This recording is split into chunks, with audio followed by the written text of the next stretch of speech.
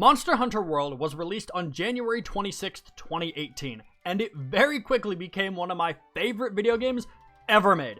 Since starting, I have poured hundreds upon hundreds of hours into the game and have completed every single quest in both the base game and its expansion Iceborne on my own.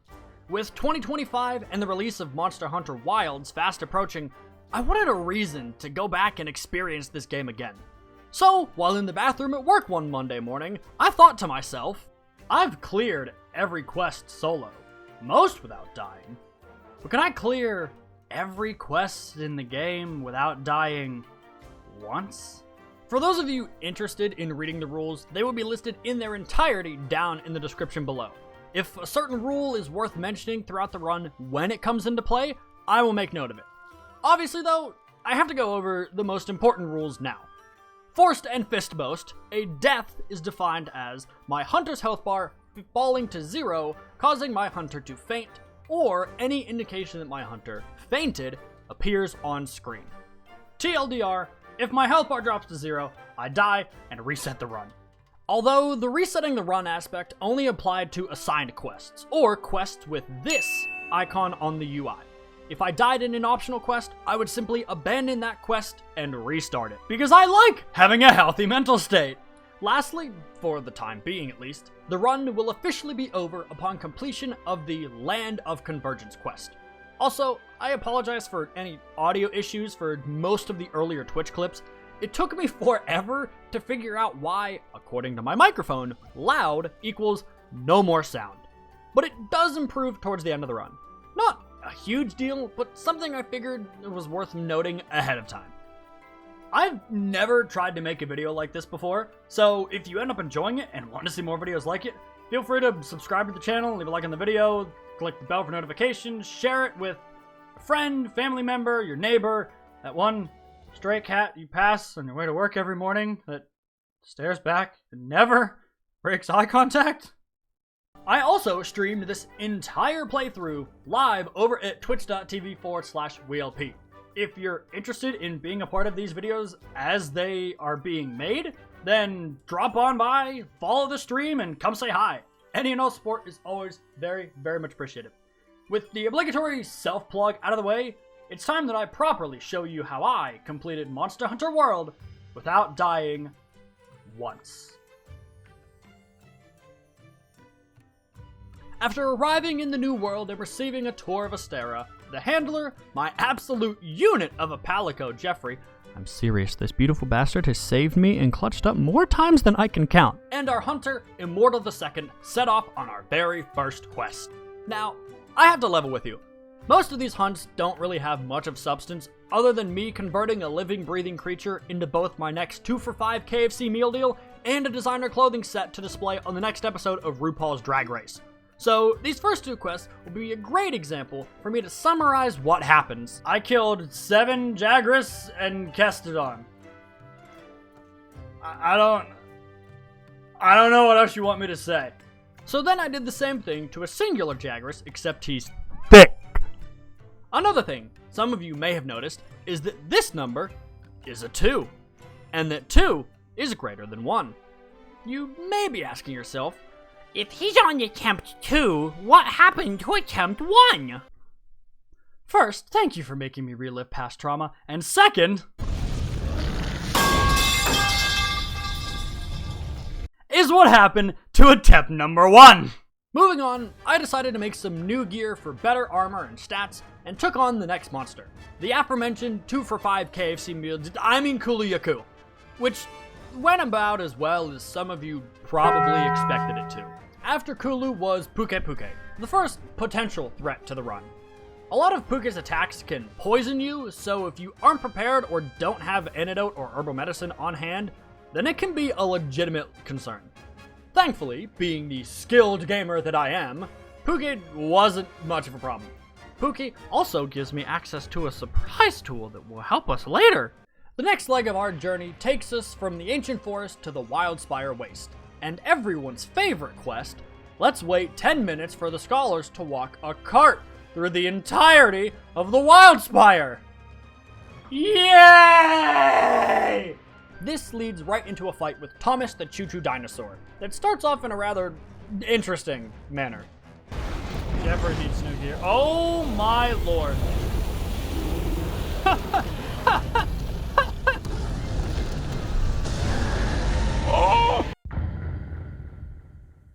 Aside from that, this fight doesn't prove to be much of a challenge.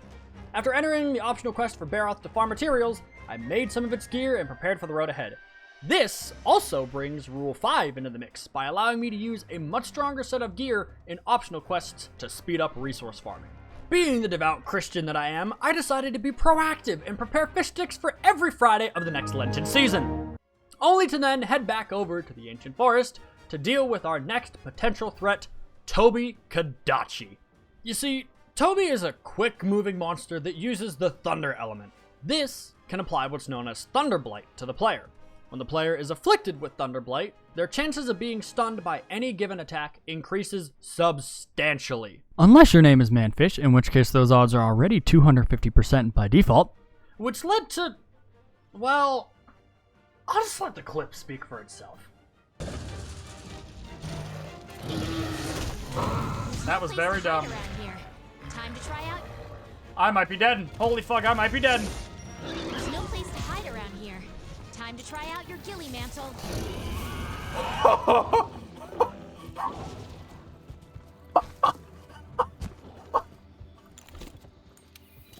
Hey, no way! Yeah, I'm gonna keep it a buck with you all. I still have no idea how the hell I survived this. Like, look at this health bar and tell me if you can see a single green pixel on it. No, go ahead, I'll wait. Yeah, I can't see one either. After having to consider bringing Immortal III into the world, we're forced into the ring with the first real Walland Run Anjanath.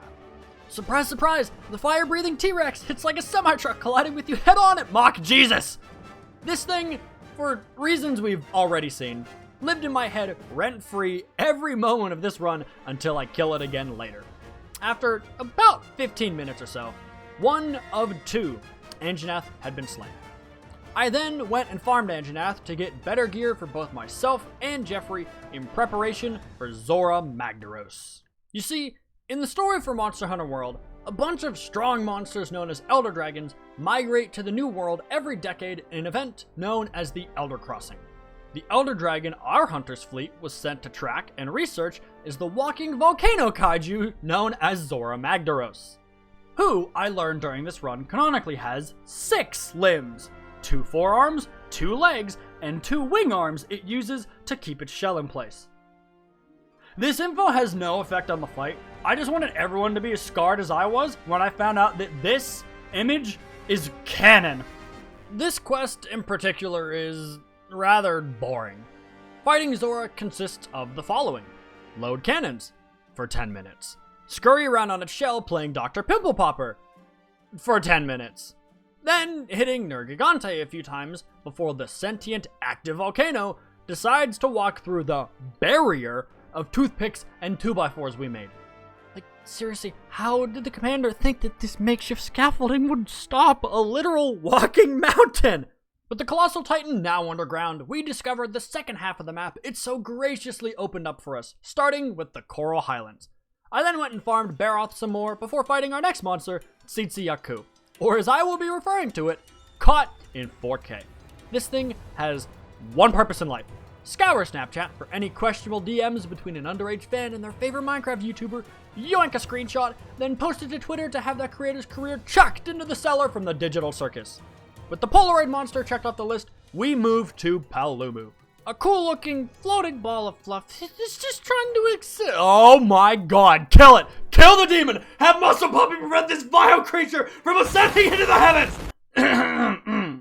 Sorry, I'm not entirely sure what came over me there.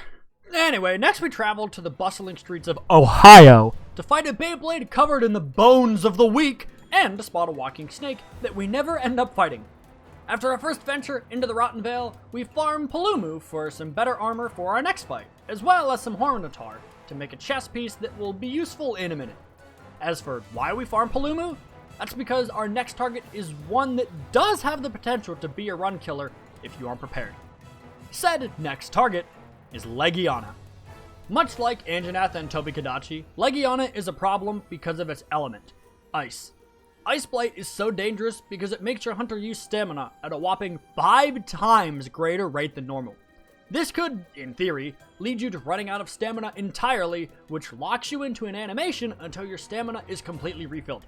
An animation that almost guarantees you'll be hit before it finishes. Palumu just so happens to be the first monster with armor that actually has a somewhat decent resistance to ice.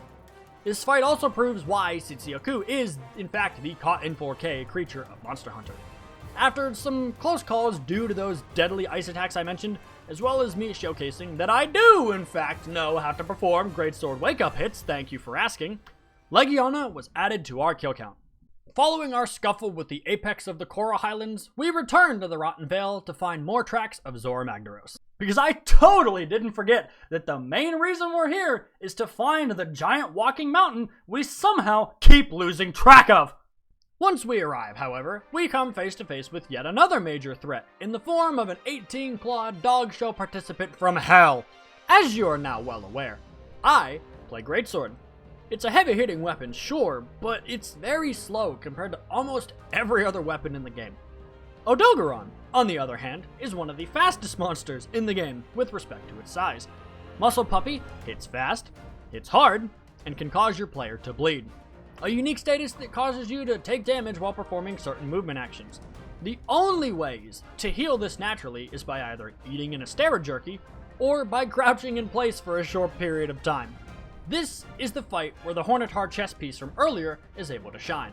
You see, it comes with the skill of Fluvial Expert, which removes the environmental tick damage that is unavoidable in the majority of the Vale.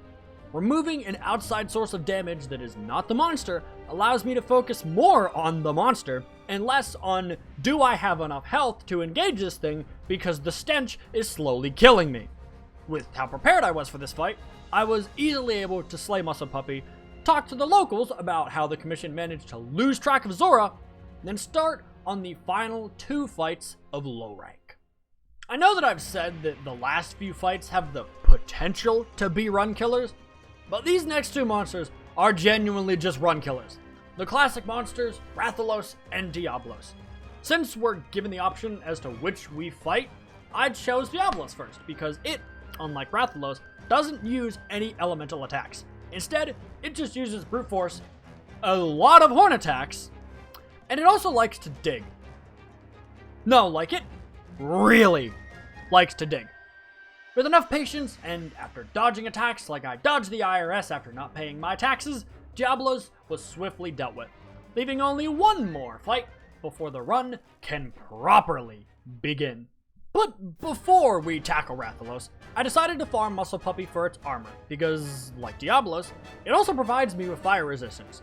The reason why I chose Odogaron over Diablos came down to an easier fight and much better armor skills for Greatsword. With some, insane looking gear on our backs. The only challenge left before the real fun begins is the original flagship monster.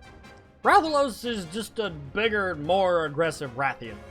You know, that monster we had to distract when guiding the Scholar's cart that we never actually fought? Well, in case you don't know what these two look like, here they are. Oh, sorry, that's an older photo. This is what we have to fight. Rathalos' fight consists of what I'm calling the 3 F's of flying wyverns. Fly, fire, and fucking scream! Now, I would have mentioned that it can also poison you while flying, but poison, as you may or may not know, does not start with an F. This fight started off in a way that I can only describe as outright bullying.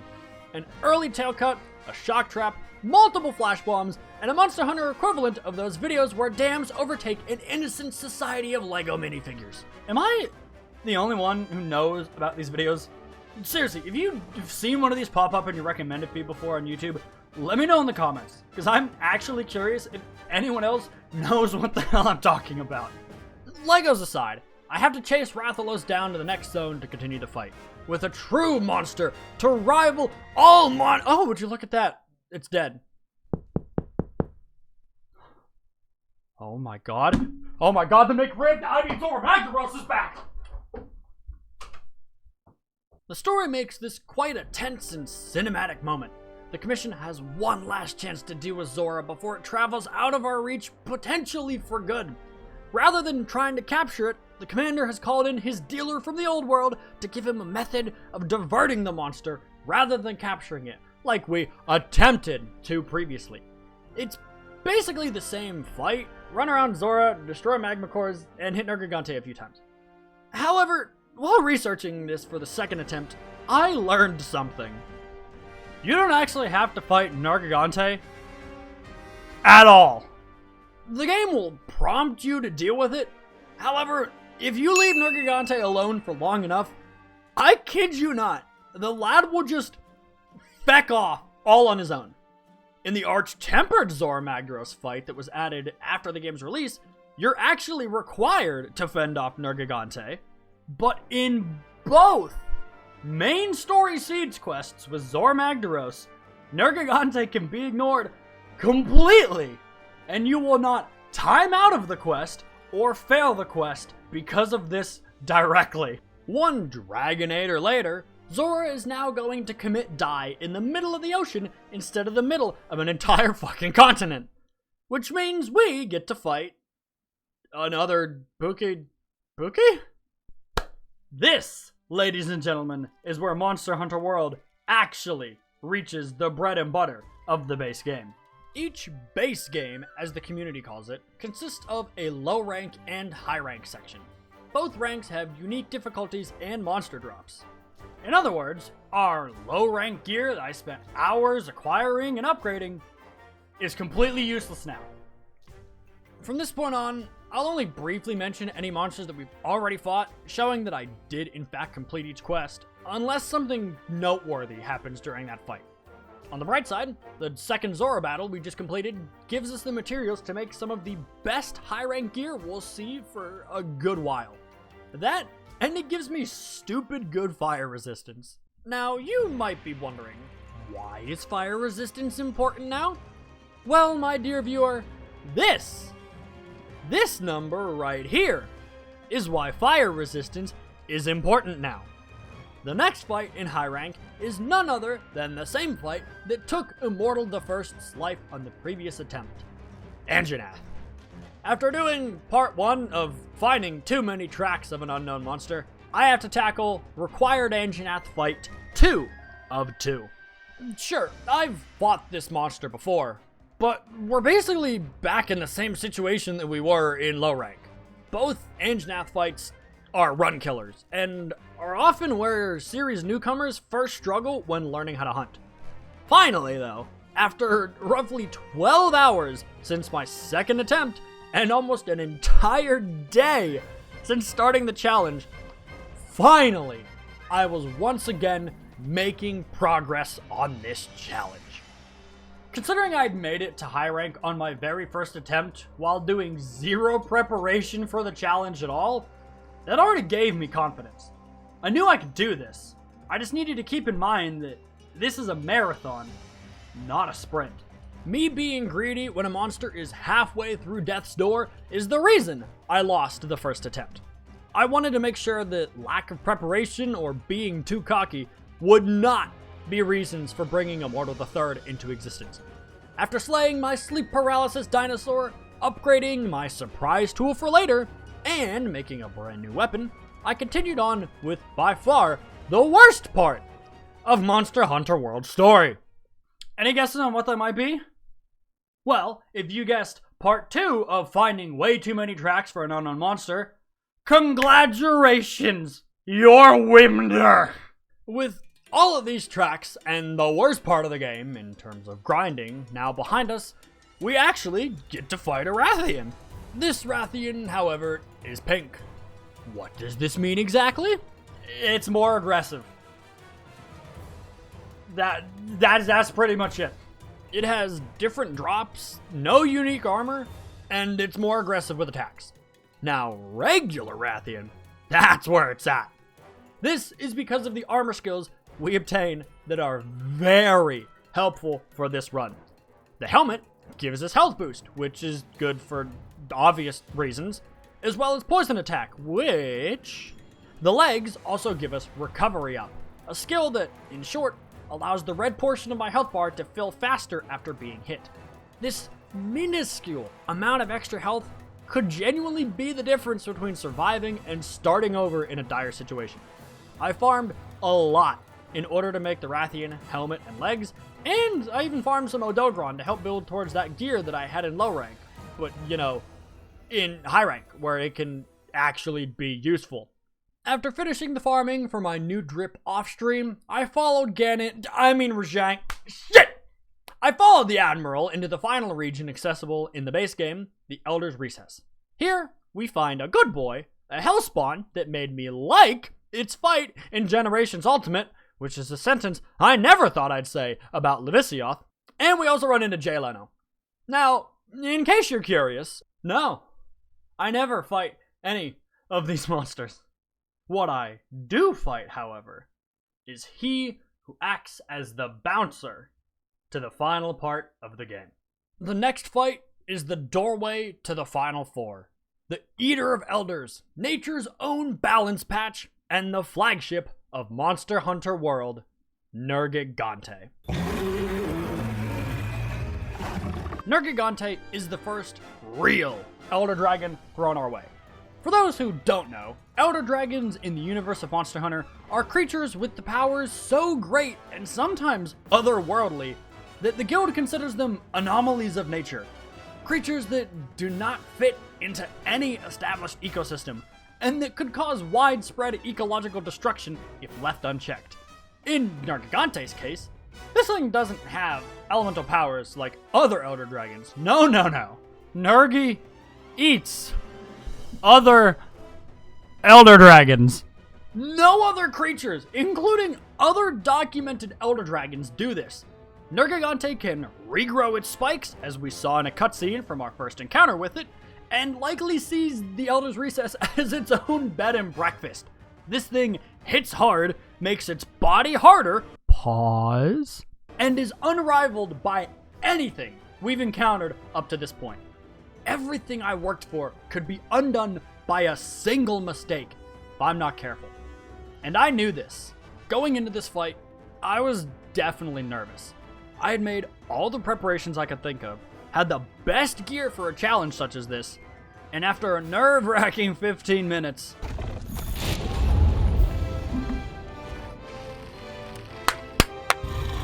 boom! That's how it's done, baby! That's how we do it! The bouncer of the Final Four Club had stepped aside. 4 more Elder Dragons remained. 2/3 of a classic trio, a new foe that remained on the back of my mind until I fought it, and the final boss. But before that, I farmed Nergi for his armor, as it's stronger than Odogron's and gave me skills I thought would be super useful. Spoiler alert! This skill is dog shit for a great sword. After almost 2 streams of gathering, slaughtering, and multiple traumatic experiences with Black Diablos later, I now have new gear and am completely immune to stun. Do not ask me how long it took to get this fucking thing! PTSD aside, a certain stench calls. No, it's not a League of Legends player. It's Val-Hazak. Val-Hazak is an Elder Dragon native to the Rotten Vale, where it rules over. Val is a threat due to the statuses it can inflict: Effluvium, which we've seen before, and Miasma. Miasma differs from Effluvium in a way that makes it much more threatening. You see, this particular debuff cuts your hunter's health bar in half! You can eat a nullberry to remove this status, but the ever-looming threat of it even being possible to be comboed after losing half my health bar had me worried. So worried that I spent an entire stream trying to get a 3rd miasma resistance decoration, which would make me immune to said status entirely. The decorations you receive at the end of quests are completely random, so the fact that I got 2 of these things is actually insane. However, I had another trick up my sleeve. One that's overlooked at best and outright useless at worst. Elder Seal. New in Monster Hunter World is a skill that can be found on every weapon that comes from an Elder Dragon, known as Elder Seal. This is a permanently active skill that can make Elder Dragons lose their powered up states at an increased rate. In the case of Val Hazak, the Elder Seal helps remove the effluvium from its body. If Val ever loses all of the effluvium it coats itself with, then it can't do any attacks that have a chance to inflict me with miasma. The skill really only makes a difference if you're hunting alone, as the extra buildup required for that skill to be effective in multiplayer often causes it to make no difference, with an exception being if everyone is using an Elder Seal weapon. In my case, being a solo greatsword hunter, however, the skill damn near trivializes the 3 fights leading up to the final boss. Elder Seal even has different rates at which the skill triggers based on the value provided by the weapon. Lucky for me, the Nergigante Greatsword has a high Elder Seal value, the best a weapon can have.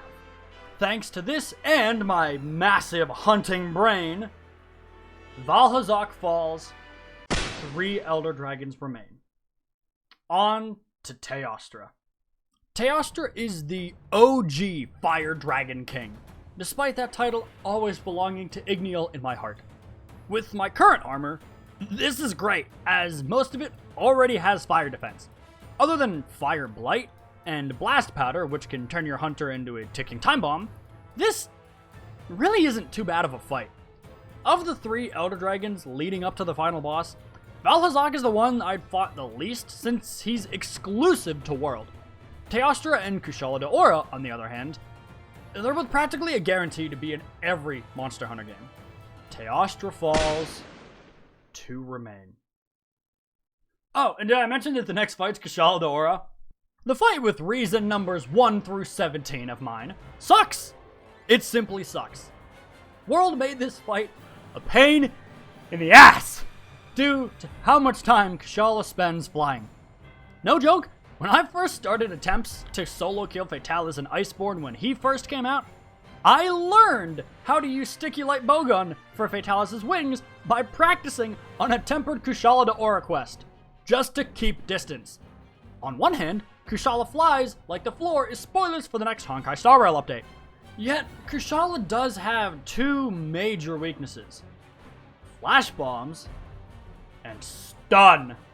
To explain the first weakness, if monster in air equals true and flash bomb equals thrown, monster in air equals false. To explain the second weakness, the skull of a Kushala Daora is softer than the skull of a newborn baby. Do not ask how I know this, and for the love of God, do not try to fact check it yourself. Thanks to my wind-dispelling Elder Seal weapon and the radiant light of God, Kushala Daora falls. 1 remains.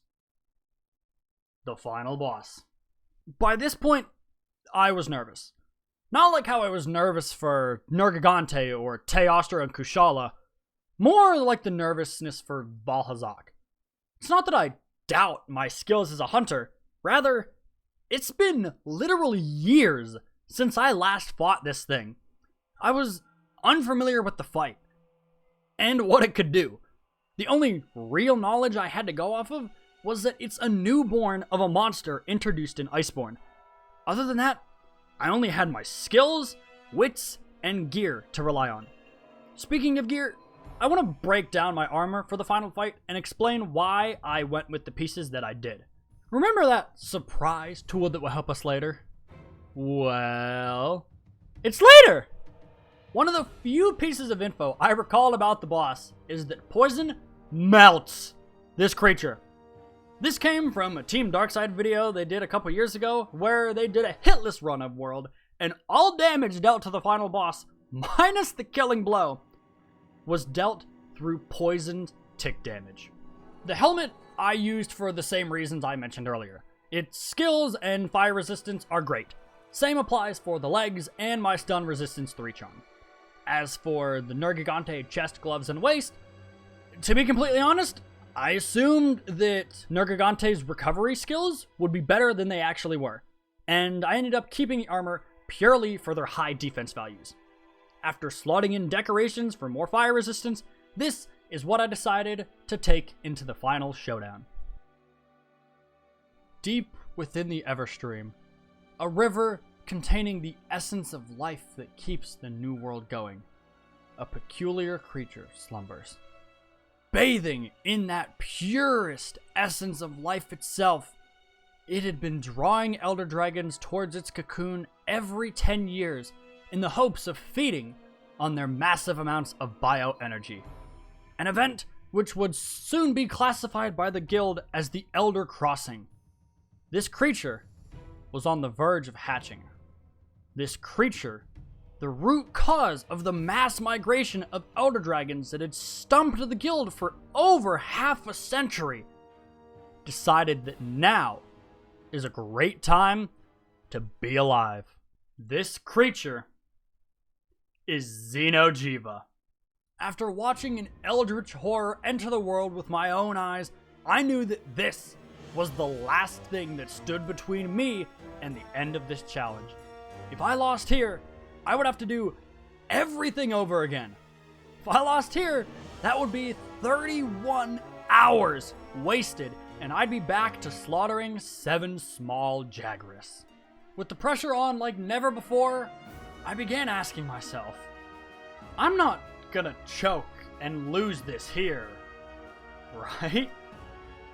With that question bouncing in my head like a Mexican jumping bean, eventually, I found the answer that kept me going.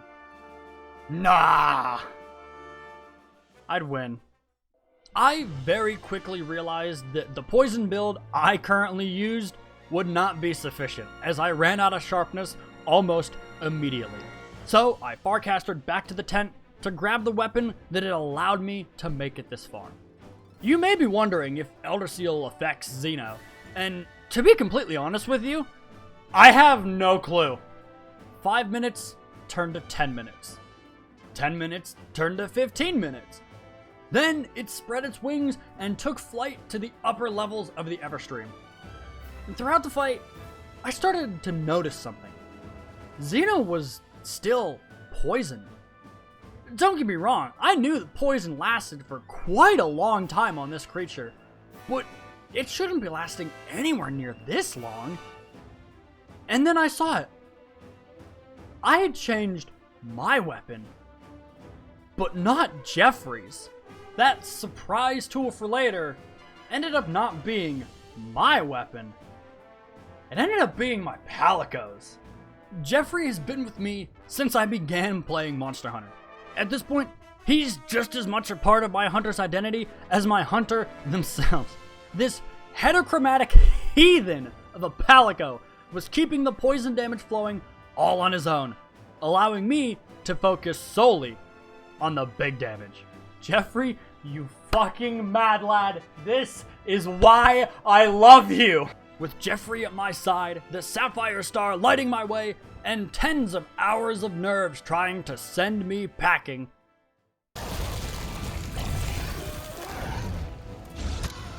Oh! I wanted to mount it! You okay? Hey, Har! There's no way that's how we get it! I had done it. I had just completed Monster Hunter World without dying once in 31 hours, 37 minutes, and 39 seconds. A feat which I will always hold close to my heart. I had an absolute blast doing this challenge. It allowed me to re-experience one of my favorite games in a completely new way, focusing on armor, skills, and perks that would keep me alive rather than to deal stupid damage, something I never did in Base World. And with that, the journey concludes here. At least, until things get a little colder. But that's a story for another day.